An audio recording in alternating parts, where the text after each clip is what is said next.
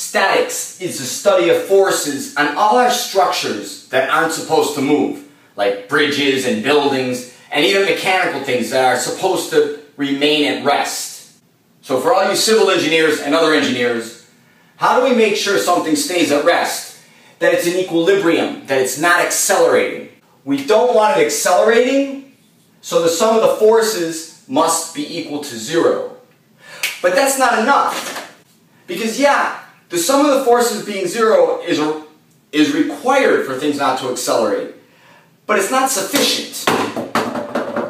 If the forces are off center, you get a torque and you'll rotationally accelerate. And you don't want to be in that building when that happens. So therefore the sum of the torques equal to I times alpha also has to be 0. This is an increased constraint.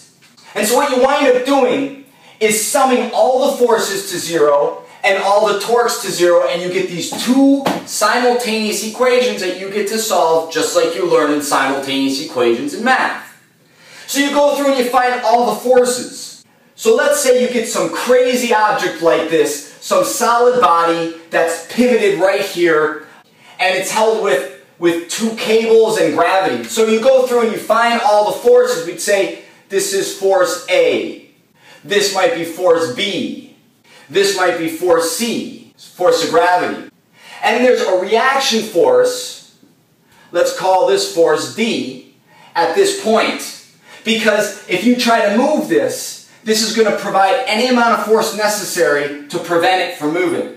That's what we would call the reaction force. And what's important is that all these forces we can find out, the tension here, the force of gravity here, but this force we don't know unless there's some way to measure it.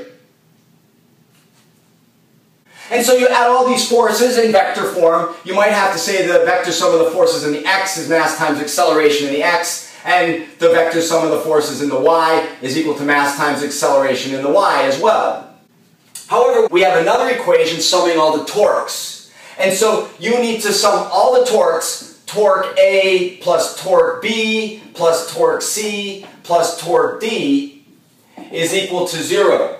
And how do you find those? You know how to find torque. The torque is the force perpendicular times the radius. So you pick some point and you say, okay, let's pick this point here. This has a radius, and we find its force perpendicular component, force perpendicular C. And you find each term, A, B, C, and D.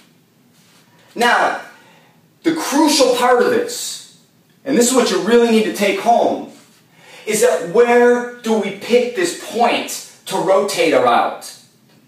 Where do we pick this point that we're going to sum the torques about? The key is you can pick anywhere you want, because if this doesn't rotationally accelerate about one point, it's not rotationally accelerating about any points. So you can pick that point, but you have to pick the right point.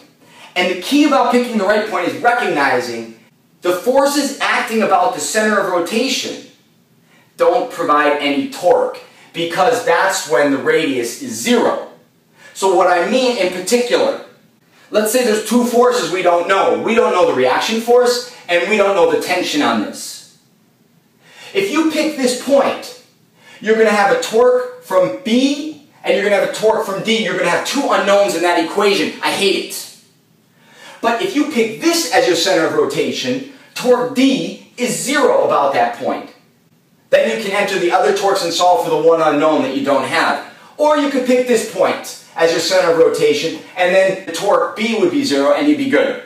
The rest I leave up to you. It's well explained in your text. You just have to do the math carefully. Pay attention to sign.